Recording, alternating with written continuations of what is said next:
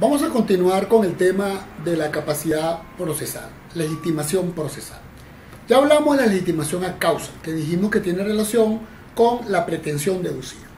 Ahora vamos a hablar de un término que el legislador del 86 denominó legitimidad, quizá posiblemente para diferenciarlo de la legitimación y evitar las confusiones que se presentan.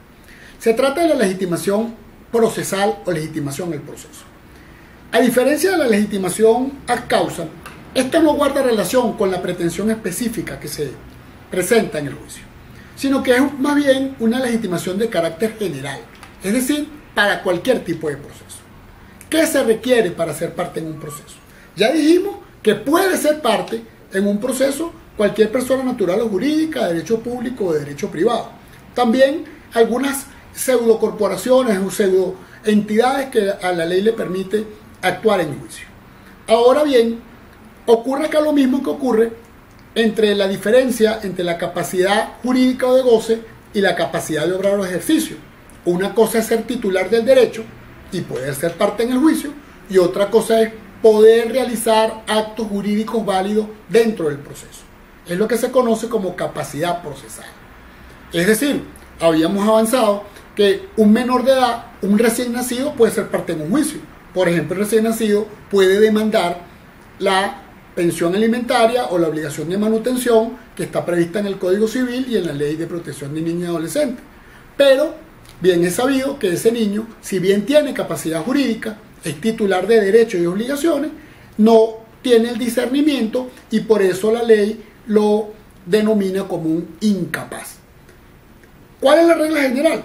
Entonces, la que está prevista en el artículo 136 del Código de Procedimiento Civil, que prácticamente hace un paralelismo, una analogía o una vinculación estrecha entre la capacidad de obrar o de ejercicio y la capacidad procesal. De hecho, según los estudios de Derecho Civil 1 persona, sabemos que dentro de las subcategorías de la capacidad de obrar se encuentra precisamente la capacidad negocial, la capacidad delictual y la capacidad procesal. El artículo 136 del Código de Procedimiento señala: son capaces para obrar en juicio las personas que tengan el libre ejercicio de sus derechos, los cuales podrán gestionar por sí mismas o por medios apoderados, salvo las limitaciones establecidas en la ley. El artículo 137 agrega: las personas que no tengan el libre ejercicio de sus derechos deberán ser representadas o asistidas en juicio, según las leyes que regulen el estado o capacidad de las personas. ¿Qué quiere decir esto? Al igual que en materia civil, la regla general es la capacidad. Todo el mundo o todas las personas en principio tienen capacidad jurídica, tienen capacidad de obrar y tienen capacidad procesal. ¿Quiénes son la excepción? Bueno, las personas que no tienen capacidad de obrar o de ejercicio. Es decir, en primer lugar, los menores de edad, en segundo lugar, los inhabilitados y en tercer lugar, los entredichos. De manera que estas personas que tienen privada o limitada su capacidad también lo tendrán para actuar en el proceso. Como decíamos entonces, la regla general es esta: que las personas que tengan capacidad civil tendrán también capacidad procesal. ¿Y qué significa capacidad procesal? Significa que por voluntad propia, sin necesidad de pedirle autorización a nadie, sin necesidad de que nadie los asista o los complementa, pueden tomar las decisiones relativas al proceso. ¿Cuáles decisiones? Bueno, la primera, demandar, designar abogado, cambiar de abogado, decidir si transar en el juicio, decidir si convenir, desistir, incluso dar instrucciones precisas a su apoderado para que hagan determinada actuación. Lo que no significa que puedan actuar por sí solos en juicio, que vamos a ver más adelante, pero sí significa que tienen libertad y reconocimiento de su propia voluntad respecto a las diferentes decisiones en torno a un proceso judicial. Vamos a ver los casos de excepción muy rápidamente. Los menores. Como ustedes saben, los menores en Venezuela, a partir de la promulgación de la Ley de Protección de Niños y Adolescentes, han adquirido una suerte de gradación en el proceso de irles dando capacidad en la medida que se desarrolla su intelecto y que van creciendo, avanzando a través de la edad. la ley diferencia entre niños y adolescentes, para el cual hay un parámetro de 12 años. Pero también la ley contempla normas especiales que a medida de que el adolescente va creciendo, se le van dando determinadas capacidades. Esto ocurre igual en materia procesal. Por ejemplo, el artículo 100 de la LOCNA le dispensa claramente capacidad de ejercicio para las acciones para la defensa de sus derechos e intereses, inclusive el derecho de huelga, ante las autoridades administrativas y judiciales competentes a los adolescentes a partir de los 14 años de edad en materia laboral. Es decir, que un menor de 14 años puede firmar un contrato de trabajo, puede ejercer el derecho de huelga, puede pertenecer a un sindicato y en materia procesal puede demandar sin necesidad de estar representado por sus padres o por su tutor, de ser el caso, de ir al juicio y por su propia voluntad decidir quién es su abogado, decidir demandar, qué demandar, y si quiere llegar a un arreglo también puede firmar un convenimiento, un desistimiento o una transacción.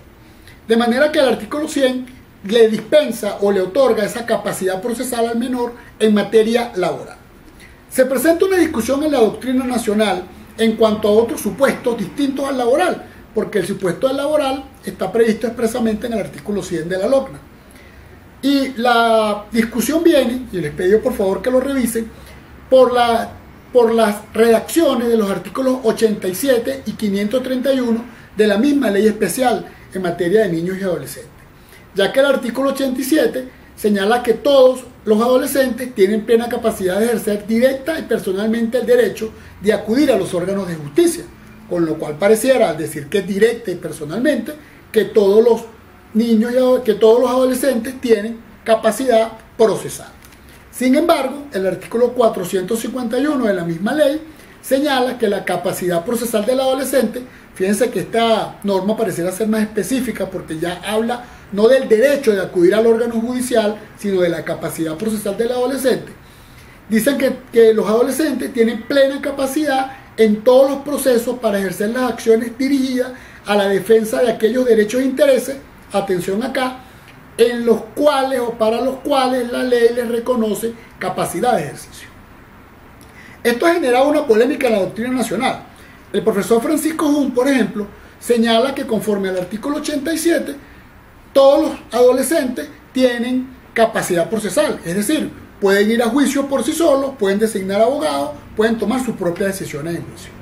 Por el contrario, la profesora María Candelaria Domínguez sostiene que no, que hay una antinomia, obviamente pareciera haber un choque de normas, pero que la norma especial, que es la del artículo 451, prevé que esa capacidad procesal solo se le otorga al menor de edad en aquellos casos en que se discute un derecho sustantivo para el cual él tiene capacidad de obrar.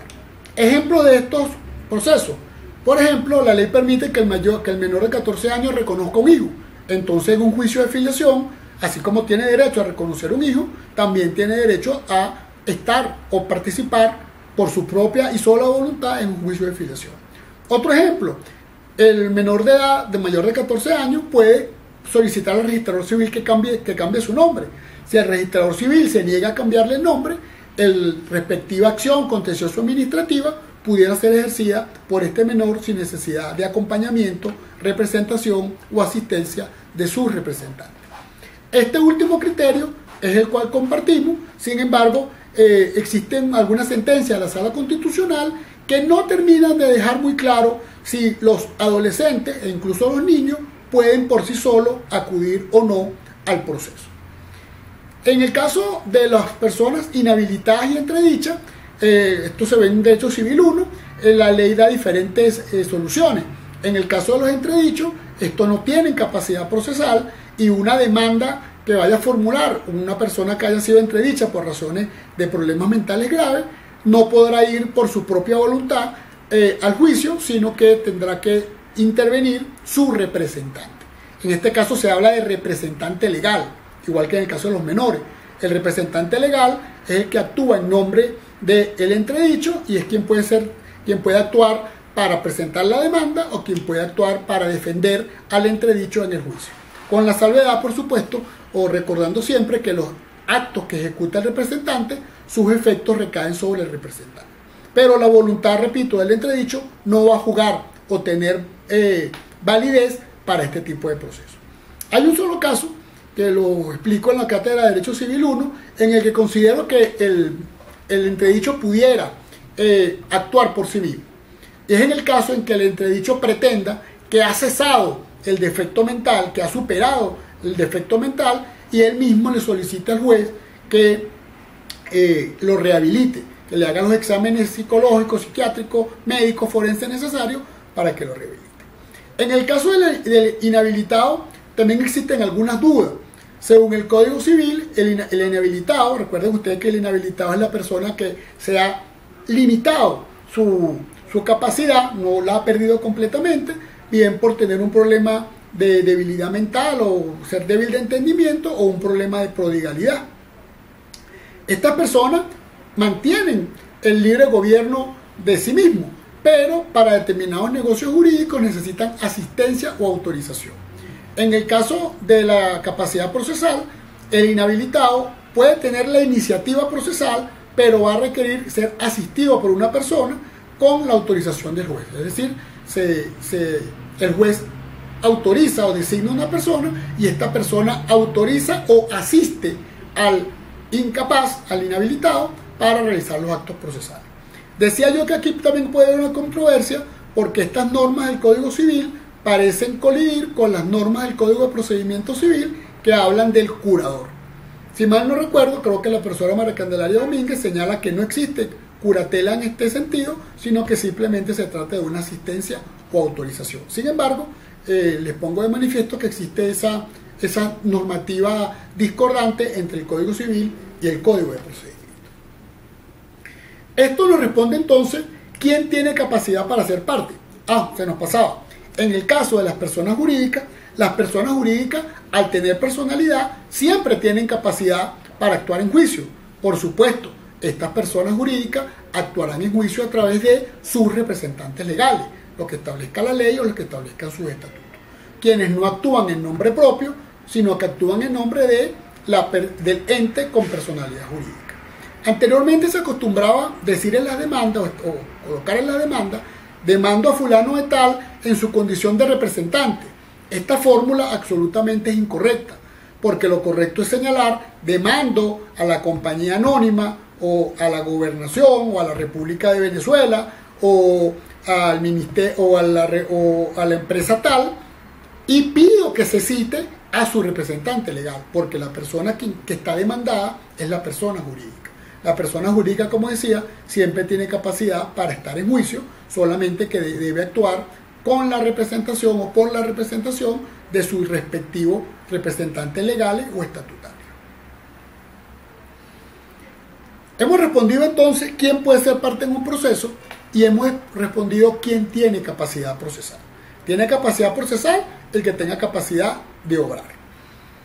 Y quien no tenga esa capacidad de obrar debe actuar en el proceso representado o asistido por sus representantes legales, curadores o las personas designadas para que los asista o complemente su voluntariedad y su capacidad.